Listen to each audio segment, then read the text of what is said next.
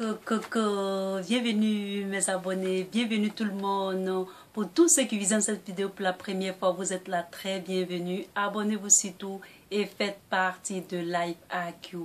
C'est un plaisir encore de vous retrouver sur cette chaîne avec ce sujet très intéressant.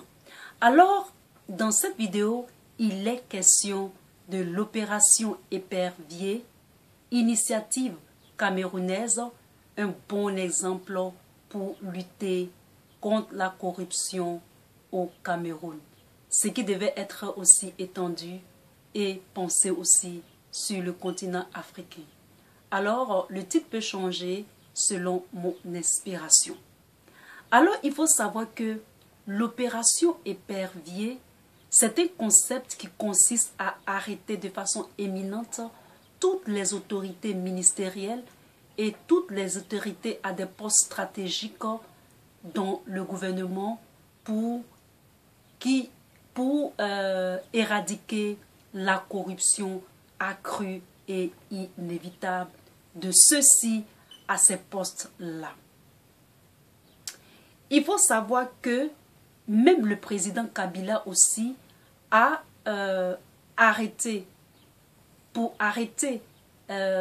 pour favoriser cette initiative-là aussi, a récemment arrêté des avocats, des magistrats pour usurpature, pour corruption et aussi en tout cas pour beaucoup de faits. Et donc cette opération, c'est une opération, je trouve ça très salutaire, parce que les positions, par exemple, la position de ministre ou par exemple des personnes qui sont des dignitaires, des hauts dignitaires de la société, lorsqu'ils sont à ces postes-là, deux fois, ils commettent des délits financiers, c'est-à-dire qu'ils font des détournements ou des choses qui ne sont pas vraiment bien, qui vont à l'encontre de l'évolution financière de l'État. Et donc, il faut savoir que c'est quand ils sont à ces postes-là et qu'ils font ces détournements, où est-ce qu'ils mettent l'argent? Alors, dans cette petite vidéo, je vais vous faire une petite révélation. Pourquoi est-ce que, pas pourquoi, mais où est-ce qu'ils mettent l'argent? Lorsque ils sont à ces postes-là et quand ils détournent cet argent-là, ils les envoient à l'étranger ou dans les comptes offshore. Alors, les comptes offshore, il y en a plusieurs c'est-à-dire, il y en a plusieurs partout dans le monde et moi, j'en connais un. Et je connais un qui s'appelle les îles Caïmans. Et cette petite île Caïmans est appelée les îles Caïmans et je vous assure que c'est un paradis sur terre. Et il y a les banques que en anglais on appelle les headquarters des compagnies se trouvent, c'est-à-dire les sièges en français qui se trouvent, qui jalonnent de partout dans cette petite île paradisiaque dans les Antilles, en Amérique centrale. Et donc, il faut savoir que c'est là-bas qu'ils cachent l'argent détourné. Et cet argent-là, dans ces banques-là, fructifie au fur et à mesure. Et donc, dans cette opération Épervier que le Cameroun a effectuée, ils ont été mis en prison, mais il y a eu un débat dessus à propos de cela dans la société camerounaise. Certaines personnes ont dit, au lieu qu'on les mette en prison, il fallait, c'est un peu radical, mais certains ont dit qu'il fallait les fusiller à la place publique devant leur famille, comme ça cela servirait de leçon à d'autres personnes. Ça c'est un peu radical, mais peut-être que ça peut marcher, je n'en sais rien. À vous de mettre les commentaires. Et ce qui est important et à notifier, c'est que le Ghana a un genre de loi comme ça, mais ce n'est pas pour fuser, mais ils ont une loi comme ça pour lutter contre la corruption.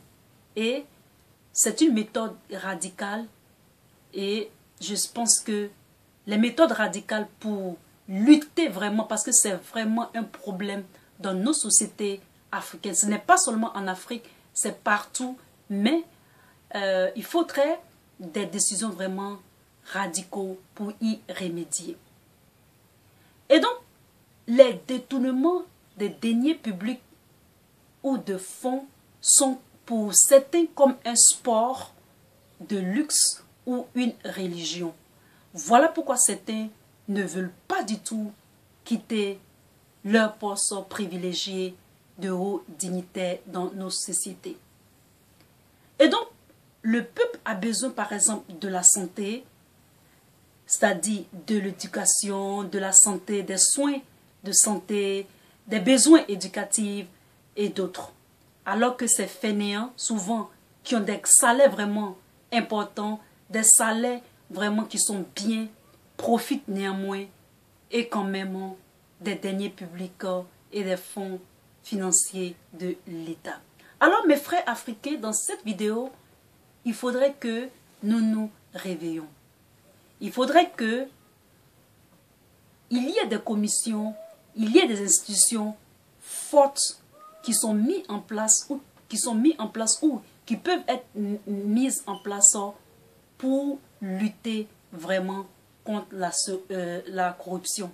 Moi, ce que je suggère et ce que je vois, si par exemple on pouvait faire des lois qui sont inchangeables, ça ne peut être que changer peut-être chaque 50 ans avant de vraiment la changer, parce que certaines personnes, certains dignitaires essaient même de vouloir changer la constitution.